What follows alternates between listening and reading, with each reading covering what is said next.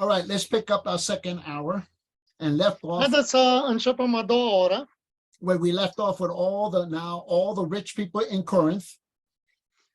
de unde am terminat ora trecută cu toți bogătașii din Corint. And it's very important to understand the background of the church.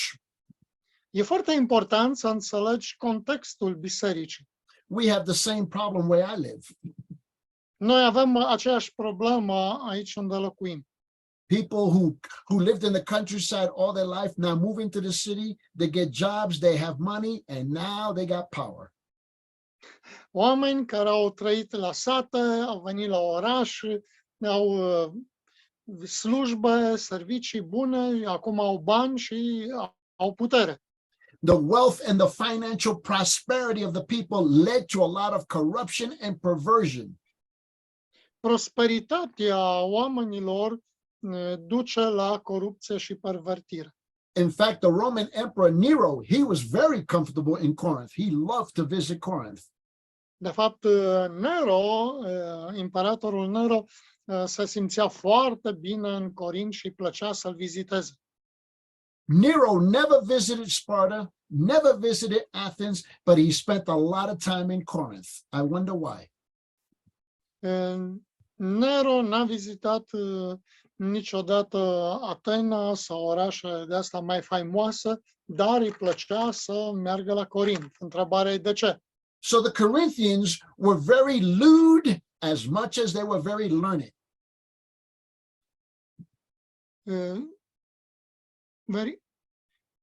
They were Corintenii Alunecoase. erau foarte alunecoși. In fact, public prostitution was formed a very considerable part of their religion. Prostituția publică era o parte considerabilă a religiei lor. In fact, they were very accustomed to praying to the gods for the gods to multiply their prostitutes in their city. Deci era chiar un obicei, era ceva obișnuit să se roage la zei să le dea prostituate.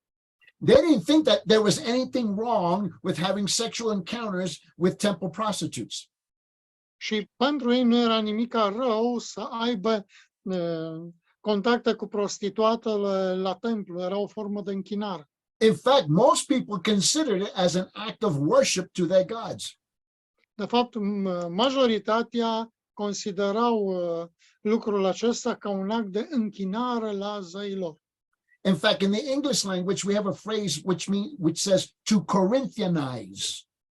În engleză există o expresie a corinteniza, which meant to practice sexual immorality. care înseamnă a practica imoralitatea sexuală. And this was the philosophy and the mentality the Apostle Paul encountered when he preached in Corinth. Și asta a fost mentalitatea și problemele cu care s-a confruntat Apostolul Pavel când a predicat în Corint. And if you read the Apostle Paul's epistles, you realize he was against all of this. Și dacă citești epistolele lui Pavel, vei realiza că el era împotriva tuturor acestor practici. And just like today, sports was number one in Corinth. Și tocmai ca astăzi, sportul era atracția numărul 1. And you well know that soccer is the worldwide number one football in the world. Și știți că fotbalul este sportul numărul 1 în lume. People lose their salvation over soccer. Oamenii sunt gata să-și piardă mântuirea pentru fotbal. People take off their Christianity and fight for their team. Aruncă la o parte creștinismul și se luptă pentru echipa favorită. So we know that sports was very big in Corinth. Și știm că și sportul era foarte amplu în Corint. Before the Olympic Games existed, the Isthmian Games existed in Corinth. Înainte de a exista Jocurile Olimpice, au fost Jocurile Istmice din Corint. And they would have athletes from all over the known world would come to Corinth to compete. Și aveau atleți din întreaga lume cunoscută care veneau la Corint să concureze. And if you well know, Paul alludes to this in various of his epistles in the language that he uses. Și vedem că Pavel face aluzie la asta în epistolele sale, în limbajul pe care îl folosește. If you wanted to compete in sports, you went to Corinth because there was a lot of money to be earned in sports in Corinth. Dacă vrei să concurezi în Corint, era bine să o faci, fiindcă erau mulți bani în joc puși. The other thing about Corinth you need to understand is that the city itself embraced all of the commerce from the Mediterranean Sea. Trebuie să înțelegeți un alt lucru despre corinteni, că ei au îmbrățișat sau au avut toate lucrurile din comerțul care se desfășura pe Marea Mediterană. And this is far and wide, from the Straits of Gibraltar all the way to the port of Alexandria in Egypt. That's how wide their commerce was. De la Gibraltar până la ce venea din Egipt, totul găseai în Corint. They were accustomed to receiving ships from Egypt, Palestine, from Syria, and from Asia Minor. Era ceva obișnuit să ancoreze la ei vapoare din Egipt, din Palestina, din Asia Mică, din Siria. Now, you have to understand something about Corinth. Trebuie să înțelegeți ceva cu privire la Corint. Now, Corinth itself was destroyed in the year 146 before Christ. În 1046 înainte de Hristos a fost dărâmat. It was destroyed by the Romans, and it remained uninhabited for 100 years. It was destroyed down to the ground. Și a fost dărâmat și de romani și a rămas peste 100 de ani ruină. But remember that the emperor at this time was Julius Caesar, and he understood that very soon thousands and thousands of soldiers and slaves and generals would become free. Și la acel moment Iulius Cezar era imperator și știa că urmau să fie eliberați o grămadă de sclavi și de soldați. So Corinth was built 44 years before Christ. For 100 years it was destroyed.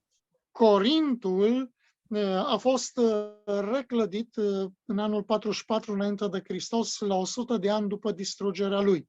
So by the time the Apostle Paul arrives to Corinth, more or less about the year 49 or 50 after the death of Christ, undeva prin anul 49 după Hristos ajunge Pavel în Corint. Corinth was a young city, only 80 years old. Corintul la vremea aceea era un oraș, o cetate tânără de vreo 18 ani numai. But it was very well established in utter corruption.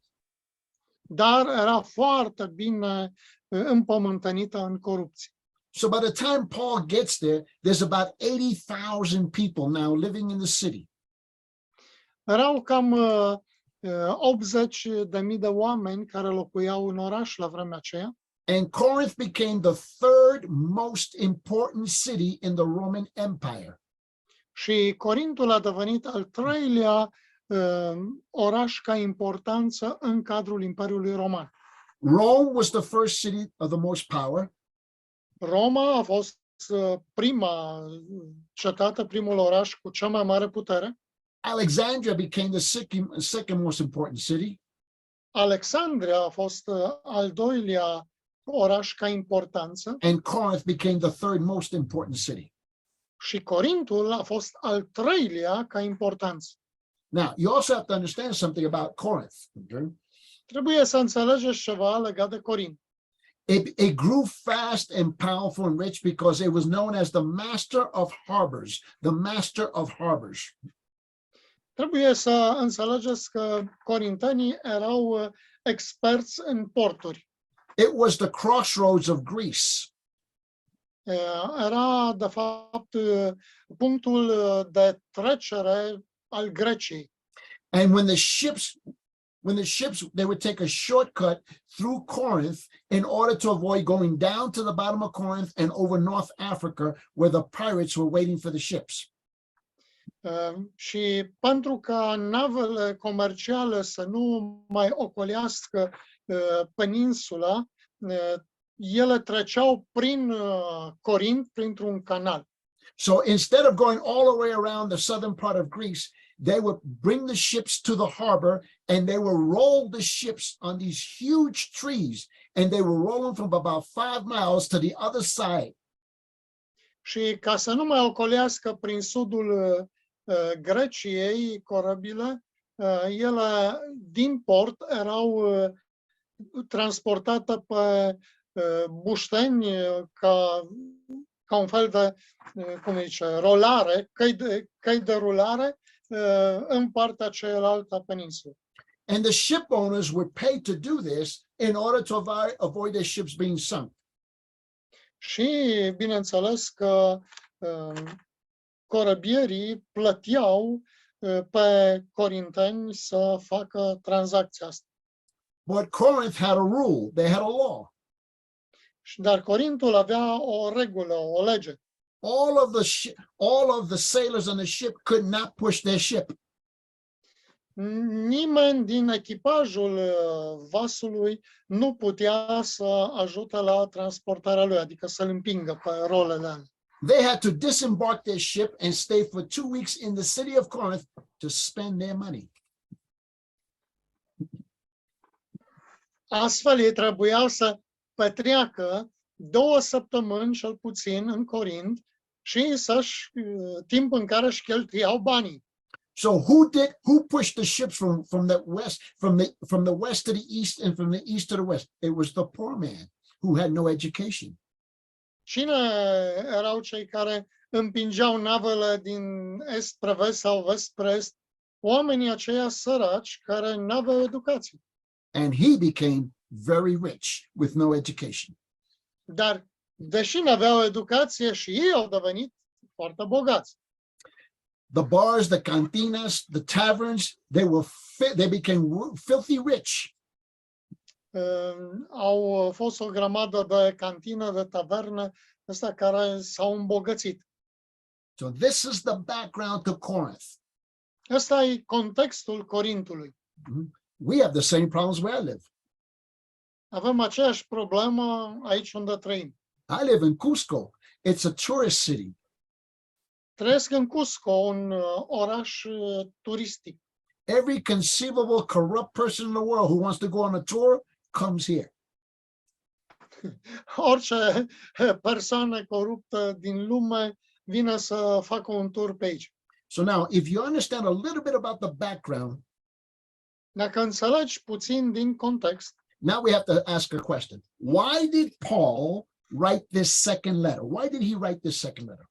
Și acum trebuie să ne punem întrebarea de ce a scris Pavel 2 Corinteni, a doua epistolă care o avem noi. What was it that the Apostle Paul was trying to accomplish? Ce vrea să realizeze prin scrierea acestei epistole? Now, Paul has several purposes in mind when he wrote 2 Corinthians. Pavel a avut câteva scopuri în mintea lui atunci când s-a pus să scrie 2 Corinteni. Now, the first number one reason why he wanted to, number one, to commend the Corinthians' actions in the church. În primul rând, el dorea să poruncească sau să dea o direcție membrilor din biserică. You remember in 1 Corinthians chapter 5. Vă amintiți în 1 Corinteni, capitolul 5, and you remember there was a young man who was sleeping with his father's wife, his stepmother. Știți că a fost un tânăr care se culca cu nevasta tatălui său. And everybody in the church knew what was going on, but said nothing. Și toți din biserică știau ce se întâmplă, dar n-au zis nimic. And you ask the question, how can everybody know and say nothing? Cum ne punem întrebarea, toți au știut și n-au zis nimic? Well, I just gave you the background of the church. Dacă vii și analizezi contextul bisericii, they thought it was normal. ei gândeau că e ceva normal. And the Apostle Paul said, not even barbarians or savages would do what you people are doing. Și Pavel spune, nici măcar barbarii, păgânii nu fac ceea ce faceți voi. And so remember, they had to take this young man, rebuke him, and put him out of the church. Amintiți-vă că el a trebuit să se lege de acest om, să-l mustră și să-l dea afară din biserică. So by the time the Apostle Paul sends his second letter, now the young man repents. Acum, când scrie cea de-a doua epistolă, Apostolul Pavel, acel bărbat s-a pocăit. Right? So we see in 1 Corinthians chapter 5 is where the problem is. În 1 Corinteni 5 vedem care este problema. Now Paul writes 2 Corinthians, okay? And you go to 2 Corinthians chapter 2 from verses 6 to 11, he's asking the church to restore this young man who repented. Și acum, când scrie 2 Corinteni, în 2 Corinteni 2, de la 6 la 11, îi îndeamnă pe cei din biserică să reprimească. So this now ties into the background of Corinth. Asta e legat cumva de contextul Corintului. So when Paul told them to restore the young man, the church seemed to be a bit confused. Când Pavel să fie reprimit, biserica a fost cumva în confuzie. I mean, culturally speaking, they were used to having sex anywhere. Would you like to repeat? My connection is No problem. instable. Culturally speaking, they were used to having sex anywhere with anybody in any place. Cultural, la ei nu era o problemă să ai sex cu oricine în orice loc. And Paul says, don't do that. Și Pavel spune, nu faceți asta. So they listen, they stop. Deci ei au ascultat și au încetat să mai facă asta. But they're confused because Paul says, forgive the young man and bring him back to the church. Dar au fost confuși pentru că Pavel le spune, iertați-l și reprimiți-l în biserică. They were intelligent, they just were not spiritually mature. Erau inteligenți, deși nu erau maturi spiritual. So this created a confusion in their minds. Asta a creat confuzie în mintea lor. So that's the first major problem Paul has with the church. Asta a fost prima mare problemă pe care Pavel a avut-o cu biserica. His second major problem was number 2. A change in plans is explained. A change A in doua plans is mare explained. problemă este faptul că a schimbat planurile și explică de ce le-a schimbat. Just write these verses down. Scrieți aceste versete. 1 Corinthians chapter 16 verses 3 to 7. 1 Corinteni 16 cu 3, 2 Corinthians chapter 1 verses 15 to 22.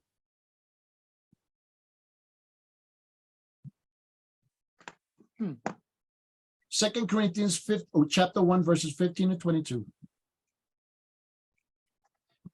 2 Corinteni 1, 15 și 22.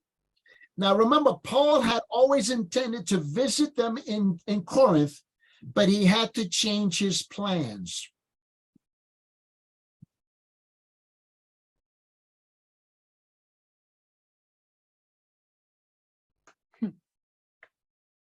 I didn't hear you. Okay. Paul intended to visit Corinth, but he had Pavel to a change his plans. intenționat să viziteze Corintul, But he had to change his plans.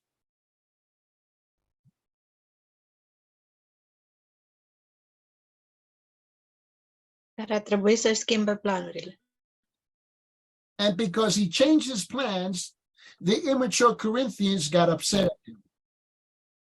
și cumva a fost obligat să schimbe planul și corintenii s-au supărat din cauza asta. So this now becomes the second part of confusion on the part of the Corinthians. Și acum vine a doua parte a confuziei din partea corintenilor. Then a third thing happens. Al treilea lucru s-a întâmplat. Paul's authority as an apostle was now being questioned.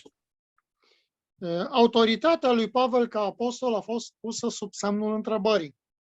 He lied. A mințit.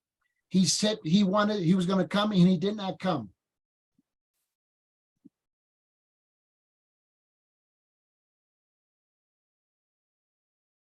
A zis că trebuie să vină și n-a mai venit. Now remember, we were supposed to have class in November and I couldn't have it because my father died. N-am putut să avem clasa din noiembrie pentru că tatăl meu a murit. Now, I didn't lie. We had a circumstance that was out of our control. N-am mințit, vroiam să o ținem, dar din cauza circumstanțelor pe care eu nu le-am controlat, But the Asta s-a Corinthians got întâmplat. upset. They got upset at him. He doesn't keep his word. corintanii s-au supărat pe el fiindcă nu și-a ținut promisiunea. In the meantime, the leadership in the church began to challenge his authority because he did not come. Și conducerea bisericii au început să-i pună la îndoială autoritatea, tocmai din cauza faptului că nu a venit așa cum a promis. And the Apostle Paul, okay, he answers the challenge to his authority. Și în felul acesta ei au început să provoace autoritatea lor, lui. This would be 2 Corinthians chapter 10, chapter 11, and chapter 12.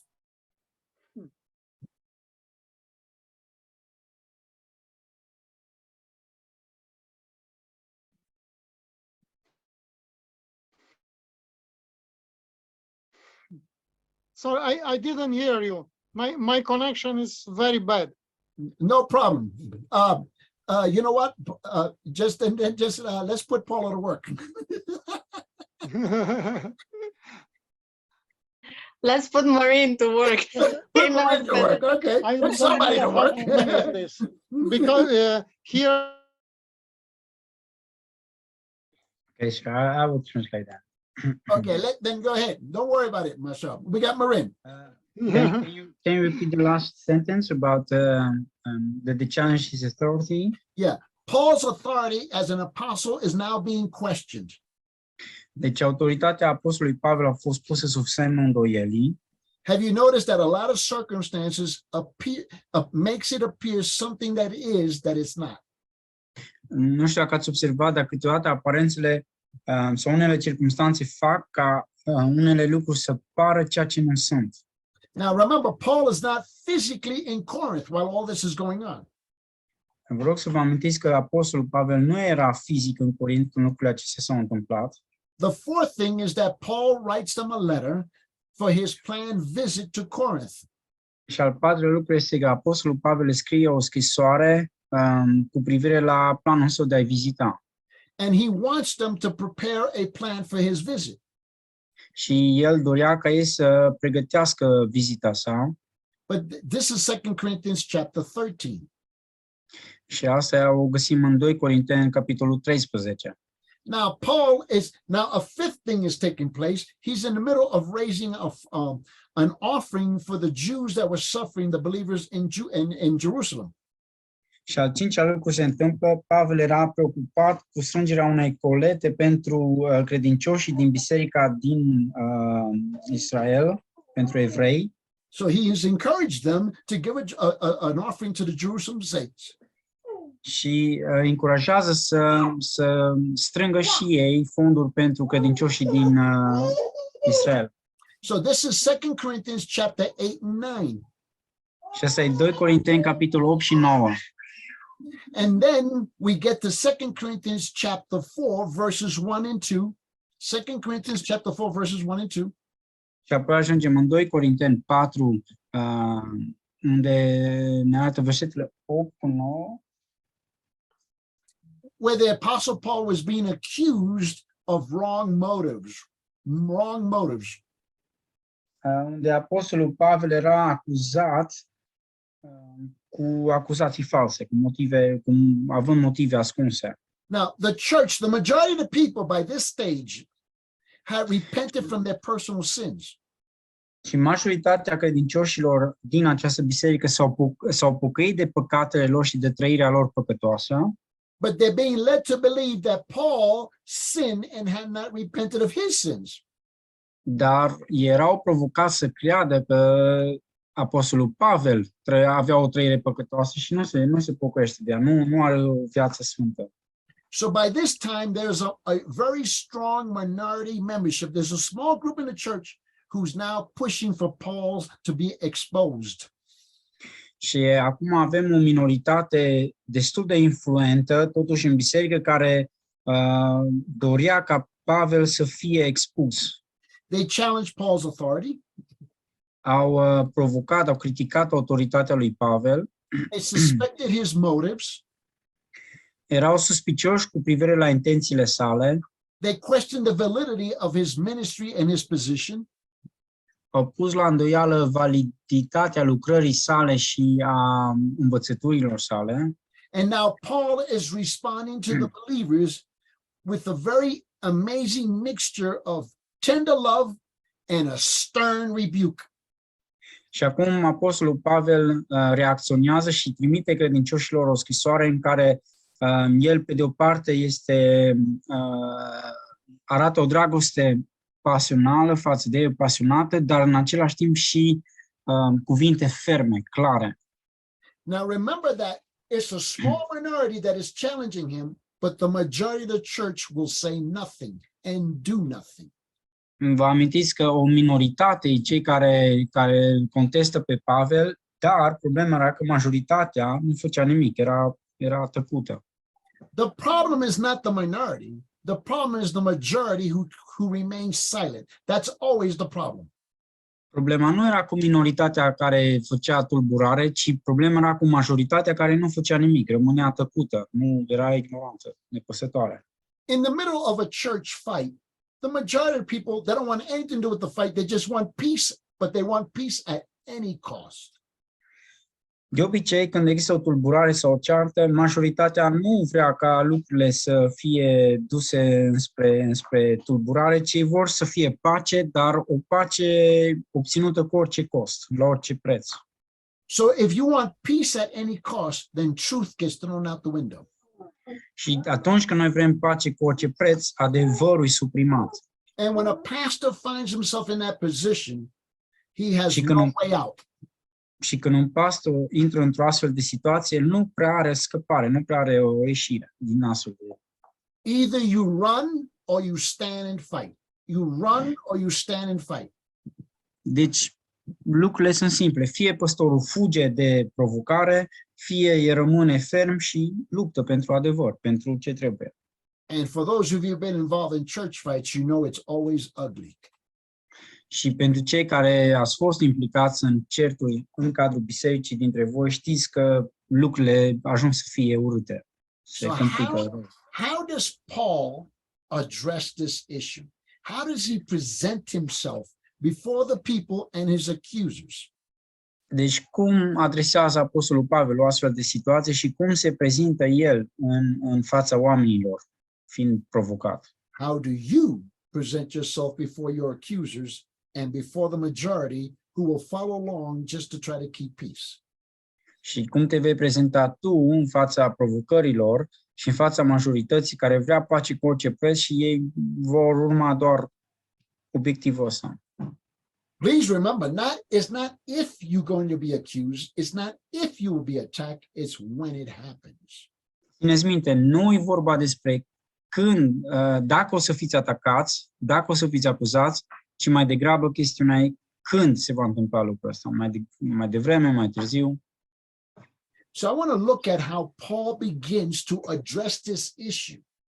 Așa că aș vrea să privim la modalitatea în care Pavel răspunde astfel de provocări. Turn your Bibles to 2 Corinthians chapter 4, please. Deschideți Bibliile în 2 Corinteni 4 And let's look at verses 8, 9, 10, and 11. și hai să ne uităm la versetul 8, 9, 10, 11. Now, I have 11 things that I want to say to you about this section. And so I'll start with number 1. Am 11 lucruri care vreau să vă zic cu privire la secțiunea asta, așa că să încep cu primul dintre ele.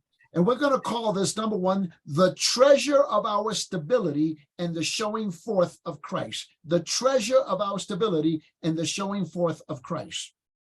Și o să intitulez asta Comoara stabilității noastre și înaintarea lui Hristos.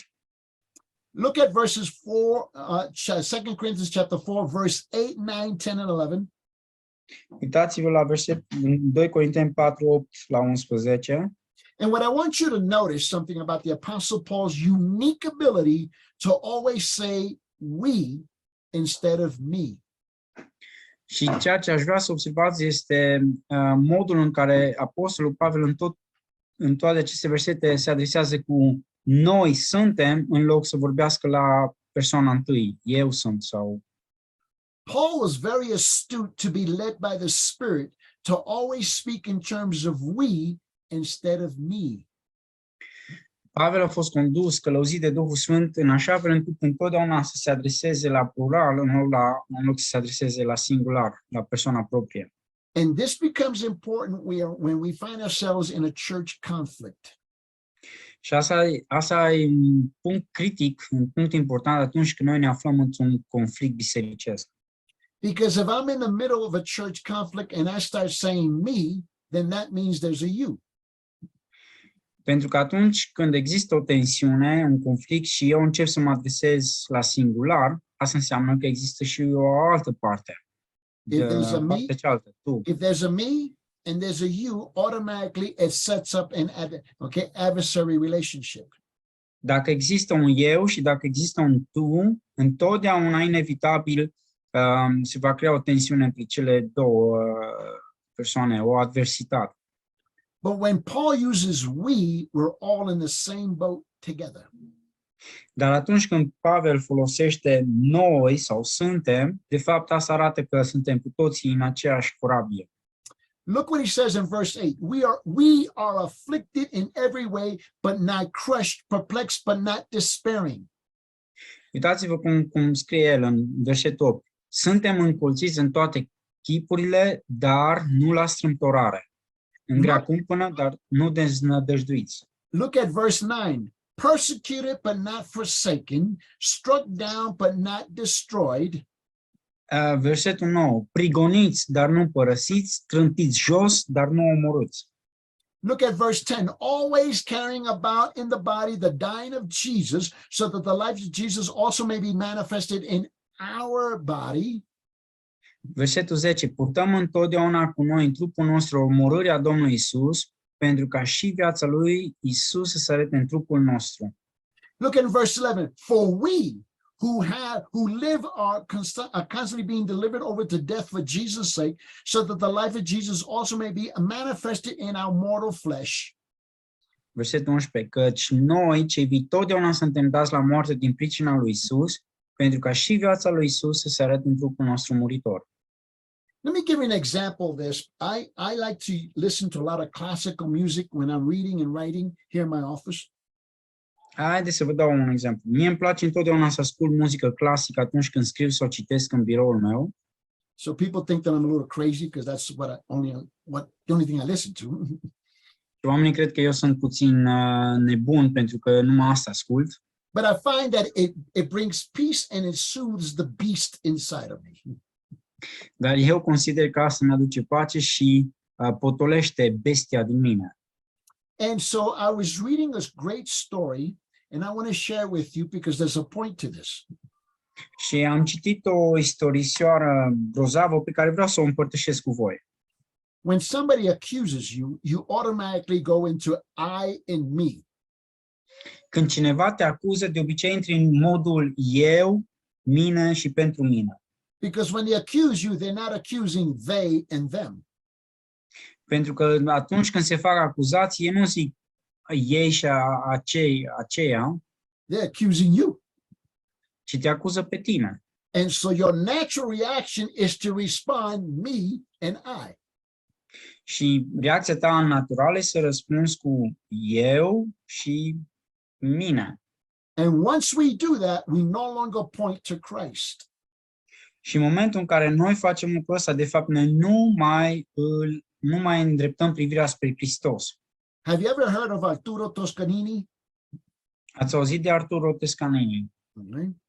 After conducting Beethoven's magnificent Ninth Symphony, După ce el a dirijat Sinfonia Magnifică a lui Beethoven, Arturo Toscanini, he brought down his famous baton to a burst of applause by the audience.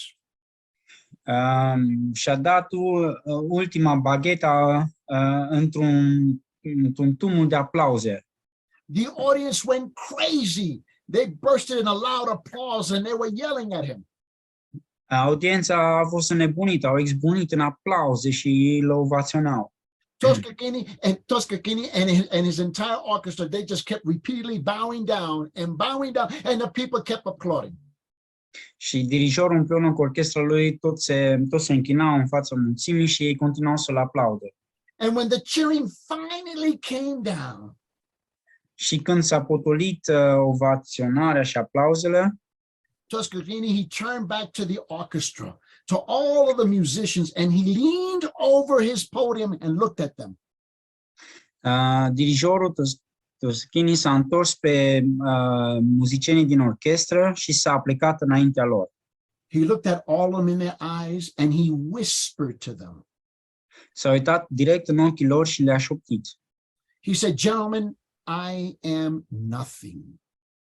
Și le-a spus, domnilor, eu sunt nimic. Gentlemen, you are nothing." Domnilor, voi sunteți nimic. He said, "But Beethoven is everything. Beethoven is everything." Dar Beethoven este totul. Beethoven este totul. That's the principle here that we miss. Și ăsta e principiul pe care noi îl ratăm. It's the same for us. Este că noi arătăm înspre noi, It doesn't matter who you are. când de fapt nu contează cine ești It doesn't matter what you think you've accomplished in the church world. și nu contează ce crezi tu că ai realizat în lumea bisericească, Ultimately, you are nothing. pentru că în final ești nimic. Jesus Christ is everything. Iisus Hristos este totul. And when we get that cemented in our minds and in our hearts, Și atunci când noi cimentăm lucrurile astea în mintea noastră și în inima noastră, we will not try to be first and we won't try to be the big shot. noi nu încercăm să devenim primii și nici nu încercăm să ne dăm mari.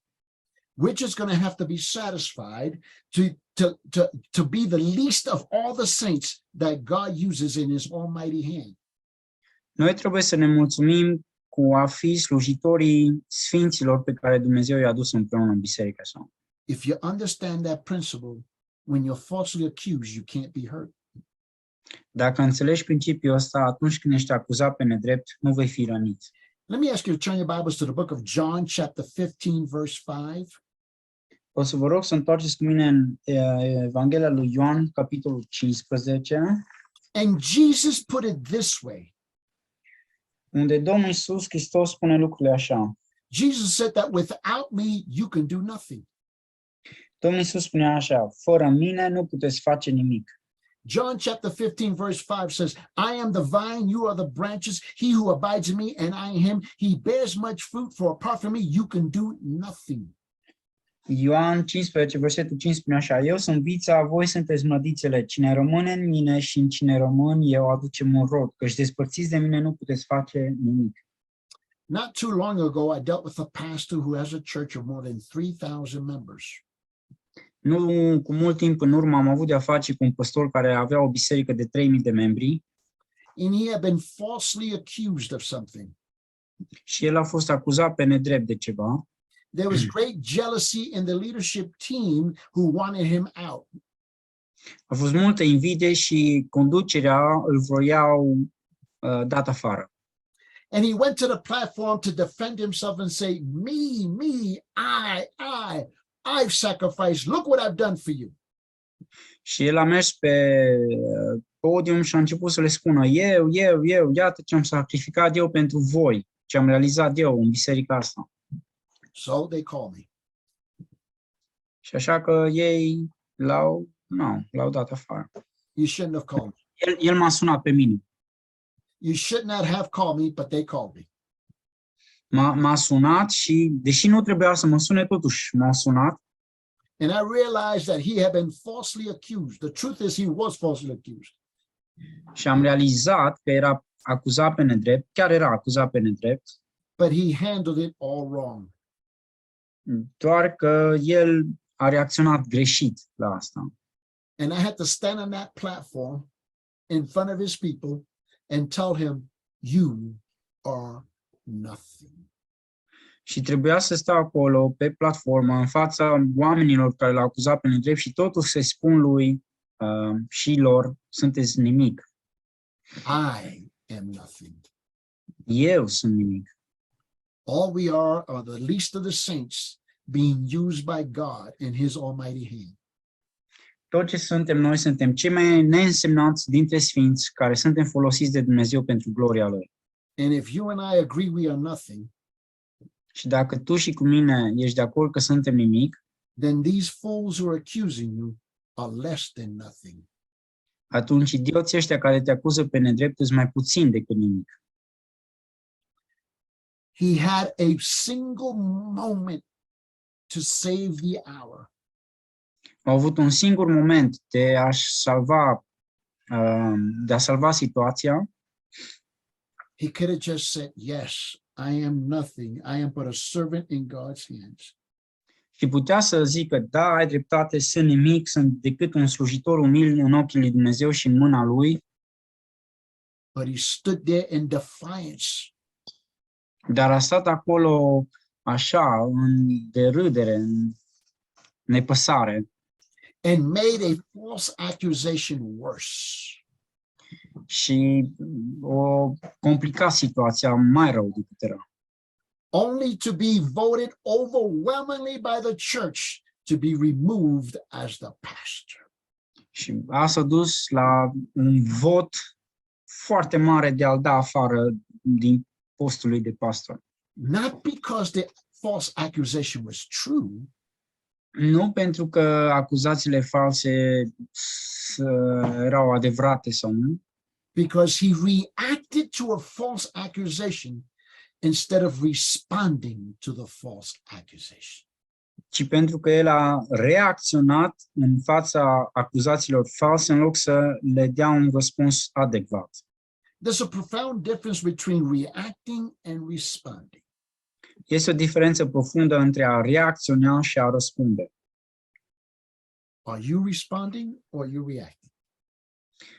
Tu din care ești? Din cel care reacționează la provocări sau cel care le tratează, le răspunde?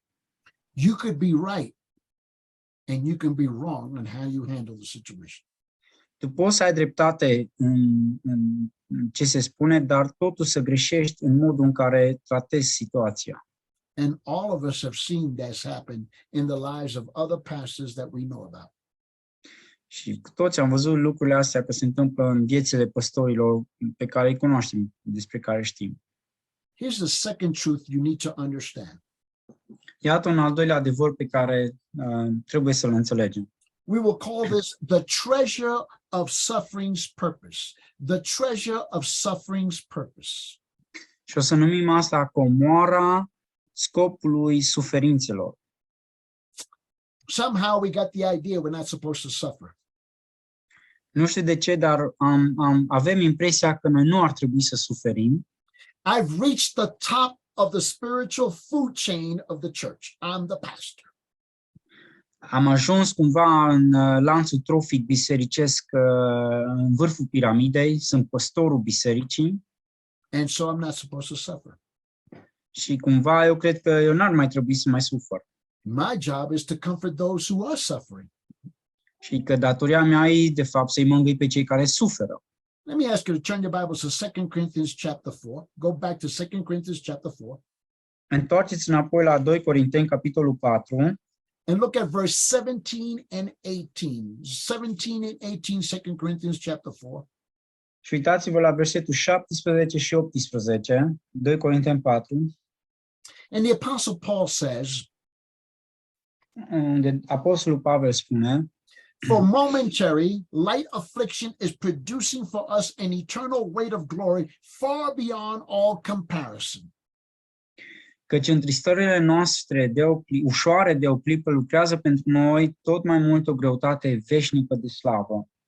While we look not at the things which are seen, but at the things which are not seen, for the things which are seen are temporal, but the things which are not seen are eternal. Pentru că noi nu ne uităm la lucrurile care se văd, ci la cele ce nu se văd, căci lucrurile care se văd sunt trecătoare, pe când cele ce nu se văd sunt veșnice. If you grasp this concept, Dacă asimilezi adevărul ăsta și conceptul ăsta, and you can get past what you see with your eyes in front of you at the moment, și dacă reușești să treci cu privirea dincolo de lumea asta fizică dinaintea ta, and you can see beyond the present into what God is trying to do in your life, și dacă poți să vezi dincolo de prezentul în care te afli și vezi ceea ce Dumnezeu vrea să facă, then you will see a greater work that God is doing in you. atunci vei vedea o lucrare mult mai măreață pe care Dumnezeu face în tine. When the enemy attacks the church and attacks you in its leadership, Când vrăjmașul atacă biserica și te atacă pe tine și conducerea bisericii, please do not forget he's attacking Christ and the authority of Christ and his word. te rog să nu uiți că el îl atacă pe Hristos și autoritatea lui Hristos prin cuvântul lui în biserică. And at that single moment, you realize a third truth. Și în momentul ăsta, dacă faci asta, o să realizezi al treilea adevăr, The treasure of our substitute. The treasure of our substitute. comora substituției noastre, înlocuirii noastre. For the first time, Înlocuitorul. for the first time, you realize that he took your place on the cross. He was your substitute. Realizezi că Domnul Iisus Hristos este înlocuitorul nostru, că El ne-a substituit la cruce. But since you haven't died, now you have to be his substitute. Dar din moment ce tu nu ai murit, acum tu trebuie să fii înlocuitorul lui. In 2 Corinthians chapter 5, verse 21, it says the following. În 2 Corinteni 5:21 găsim scris următoarele. He said, he made him who knew no sin to be sin on our behalf, so that we might become the righteousness of God in him. Pe cel ce n-a cunoscut niciun păcat, El a făcut păcat pentru noi, ca noi să fim neprihănirea lui Dumnezeu în El. Do you realize that the righteousness of God is produced most in suffering and not in prosperity? Realizezi lucrul ăsta că neprihănirea lui Dumnezeu e produsă în circumstanțe în care suferim și nu în cele în care ne simțim confortabili? Please be very careful not to become self-righteous when you're becoming attacked. Te rog să fii atent să nu devii auto-neprihănit în momentul în care ești confruntat, când devii atacat. Your attackers will be judged, or so will you. Cei care te acuză pe tine vor fi judecați, dar la fel vei fi și tu. Do not forget that two wrongs never make a right. Nu uita că două lucruri greșite niciodată nu vor face un lucru bun. In 2 Corinthians chapter 5, go back and look at verse 10. 2 Corinthians chapter 5, verse 10. În același capitol, să ne uităm și la versetul 10. It says, for we must all appear before the judgment seat of Christ, so he says, so that each one may be recompensed for his deeds in the body, according to what he has done, whether good or bad. Căci toți trebuie să ne înfățișăm înaintea scaunului de judecată a lui Hristos, pentru ca fiecare să-și primească răsplata după binele sau răul pe care va fi făcut când trăia în trup. Let's take our second break for the second hour before we start our third hour. Hai să luăm o pauză și revenim pentru a treia oră. 10 minutes. 10 minute.